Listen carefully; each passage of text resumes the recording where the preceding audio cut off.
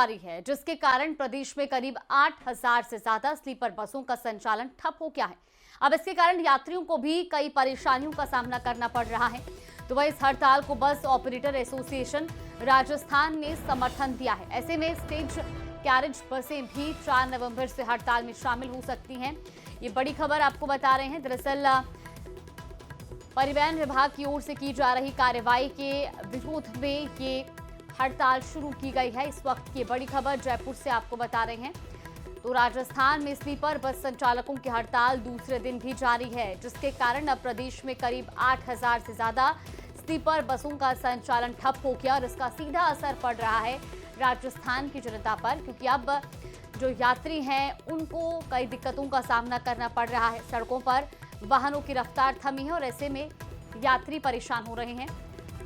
जयपुर से संवाददाता आसिफ हमारे साथ जुड़े। आसिफ, अब जिस तरीके से बस ऑपरेटर्स की हड़ताल जारी है, इसका सीधा सीधा असर अब यात्रियों को झेलना पड़ रहा है।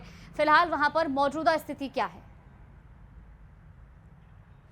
बिल्कुल जागृति, आपने ठीक कहा कि अब इस हड़ताल का आज दूसरा दिन है और मैं जहां बस पार्किंग लॉट में खड़ा हूं वहां आप देखेंगे बसों की तादाद लगातार बढ़ती जा रही है। यानी जिन बसों के चक्के थमे हैं उनकी गिनती बढ़ती जा रही है। आप देखेंगे जयपुर की कम से कम 200 से ज़्यादा बसें यहाँ पर पार्क हैं और ये सभी स्लीपर कैटेगरी की बसेज हैं। और इन सारी बसों का जो यात्री भार है वो या तो रोडवेज की तरफ शिफ्ट हुआ है या दूसरी कैरिज जो बसें चलती हैं उनकी तरफ शिफ्ट हुआ है। अब जो बसों के अलग अलग संगठन हैं उनकी भी आपस में बैठक चल रही है और ये विचार किया जा रहा है क्या दूसरे संगठन भी इस हड़ताल में शामिल होंगे। तो उम्मीद की जा रही है आज जो है वो बहुत ये फैसला हो सकता है कि जो दूसरे संगठन है बसों के वो भी इसके अंदर शामिल हो सकते हैं। अब इसका जो सारा लोड है, यानी ये कहा जा सकता है सारा जो यात्री भार है वो रोडवेज बसों की तरफ शिफ्ट कर सकता है। बात नहीं बनी प्रशासन की आपस में, लगातार आरटीओ की कार्रवाई और जो बस संचालक है उनका कहना है कि जब परमिट दिया हुआ है, जब सारे सेफ्टी नॉर्म्स खुद परिवहन विभाग ने पास किए हैं, तो क्यों इस तरह की कार्रवाई की जा रही है। और नुकसान इन्हें भी हो रहा है क्योंकि स्लीपर बसों के अंदर अकेले जयपुर से 40,000 से ज़्यादा यात्री सफ़र करते हैं। तो आप अंदाज़ा लगा सकते हैं कि कितना रेवेन्यू जो है उसका नुकसान हो रहा है, कितना यहाँ पर काम करने वालों का नुकसान हो रहा है। कोशिश करते हैं बात करने की, समझने की कि बात बनी या नहीं बनी। क्या शुभ नाम है आपका? परवीन सिंह।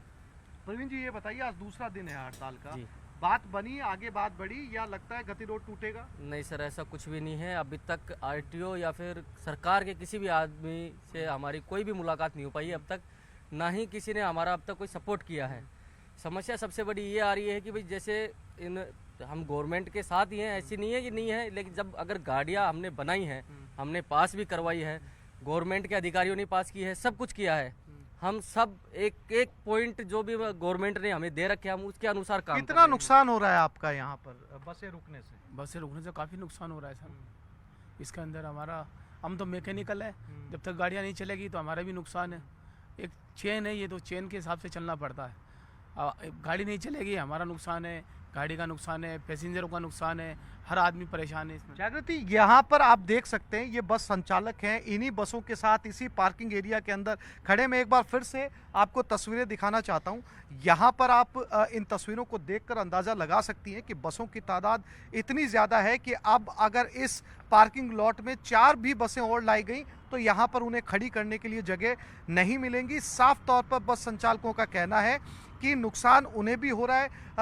दिन की जो लाखों रुपए की इनकम है वो इस समय ठप पड़ी है। बिल्कुल आसिफ, और बस संचालकों का कहना बिल्कुल वाजिब है कि नुकसान उन्हें भी हो रहा है, परमिट उन्हें दिया गया है और ऐसे में फिर ये कार्रवाई क्यों। लेकिन हमने बीते दिनों जो मामले देखे उसमें कुछ ऐसे भी मामले सामने आए थे जहां बसों को परमिट मिला था लेकिन बावजूद उसमें कई कमियां थी, लापरवाही थी और इसलिए हादसे भी हुए। आगे आपके पास लौटूंगे, हमारे साथ उदयपुर से कमलेश दखनी भी जुड़ गए हैं। कमलेश, इस वक्त आप जहां पर मौजूद है वहां पर आसपास आपके बस संचालक मौजूद है, एक बार उनसे बातचीत कीजिएगा। क्या अभी तक कोई बातचीत आगे बन पाई है आरटीओ विभाग से या परिवहन विभाग से? जी देखिए, पूरे प्रदेश में जब ये बसों का जब हड़ताल का चल रहा है तो ऐसे में उदयपुर में भी काफ़ी हद तक जो है कि इसका असर देखा जा रहा है। हमारे साथ बस संचालक है, उनसे बात करने की कोशिश करेंगे कि इस बार जो जयपुर, जोधपुर, बीकानेर की बात करें, उन बसों की रूट की जो नहीं चल पाई है, क्या कारण रहा, कितना भार बढ़ा है?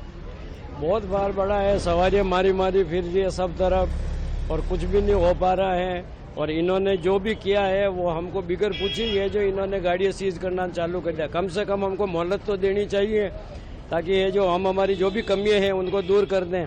और रही बात लगेज के लिए भी कर रहे हैं तो 6,000 रुपये आरटीओ वाले किस बात के ले रहे हैं हमारे लगेज के, जो कि हमारा इतना माल जाता ही नहीं है। सवारियों के बैग वगैरह होते हैं वही जाते हैं, हमारा कौन सा लगेज जाता है इतना।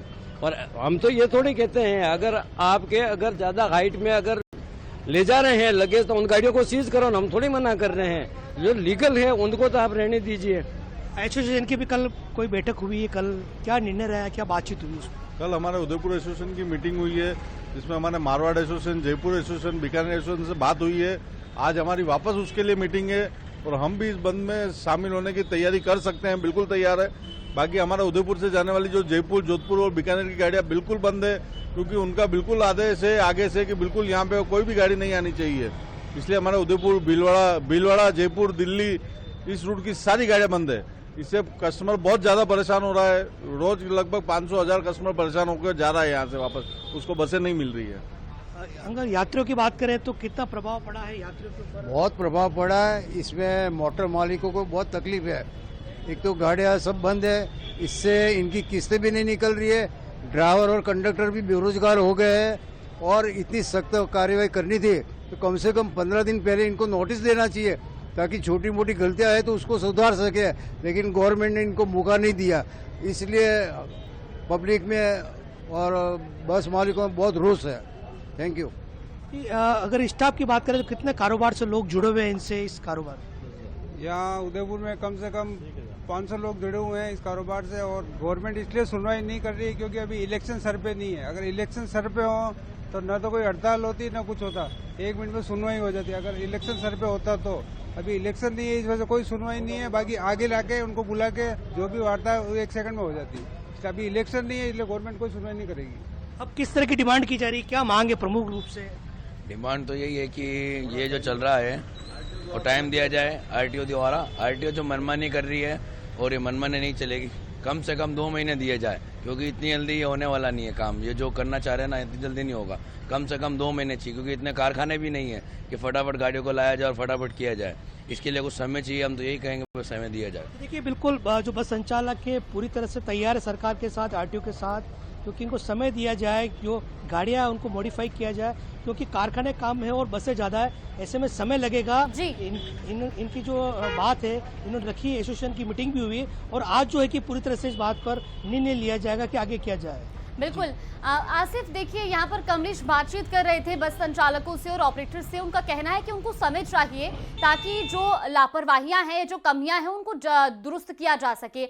लेकिन क्या इस पर अभी तक परिवहन विभाग या आरटीओ विभाग से कोई बयान सामने आया हो? क्योंकि समय की मांग है, जो भी चीजें दुरुस्त करनी है उसके लिए समय चाहिए बस संचालकों को भी।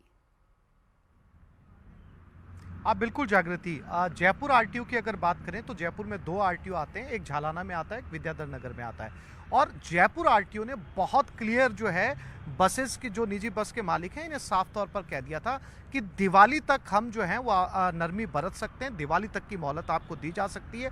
उन्होंने दिवाली तक की खुद मोहलत मांगी थी, हालांकि दिवाली से पहले कार्रवाइयाँ शुरू हो चुकी थी। तो जो जयपुर आरटीओ है उन्होंने दिवाली तक की मोहलत दी, लेकिन दिवाली तक बहुत ज़्यादा सुधार नज़र आया नहीं और उसके बाद जो है कार्रवाइयाँ एक बार फिर से शुरू हो गई। अब मैं ये समझाने की कोशिश करता हूँ जागृति की ये कार्रवाइयाँ हुई किस बात पर है। मैं आपको बसेस के साइज़ दिखाता हूँ।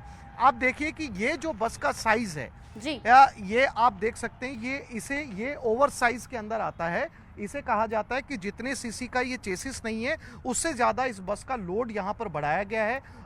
इसकी वजह से होता यह है कि इसका एरोडायनेमिक प्रभावित होता है और एक्सीडेंट की संभावनाएं बढ़ जाती हैं। साइज बढ़ाया गया। दूसरा मैं आपको दिखाता हूं, बस के ऊपर साफ तौर पर राजस्थान के अंदर 9 लगेज नीति अपनाई जा रही है, लेकिन आप देखेंगे जो पीली बस आपको सामने नजर आ रही है उसके ऊपर लोहे का बड़ा सा जो कैरिज वैगन है वो लगाया गया है, यानी कि लगेज के लिए बहुत बड़ी जगह लगाई गई है।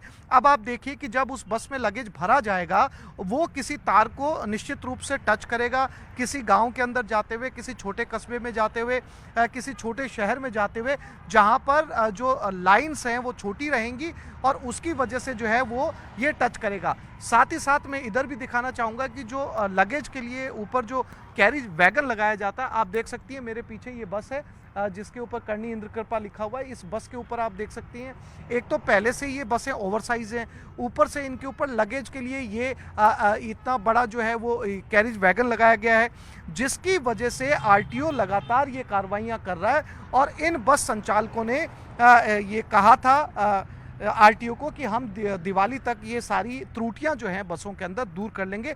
लेकिन ये बात भी ठीक है जागृति कि इतनी सारी बसेस को समय चाहिए, क्योंकि ऐसे कारखाने बहुत कम हैं जहां पर ये मॉडिफिकेशन होता। अगर एक बस एक कारखाने में चली जाती है तो उसे काफी समय लगेगा इस मॉडिफिकेशन को चेंज करने के अंदर। तो हजारों हजार बसें, समय इनको चाहिए बहुत बस समय संचालकों लगेगा। को भी, लेकिन अब आगे लापरवाहियां भी नहीं बरती जा सकती है, क्योंकि ये सीधा सीधा लोगों की जान के साथ खिलवाड़ हो जाता है।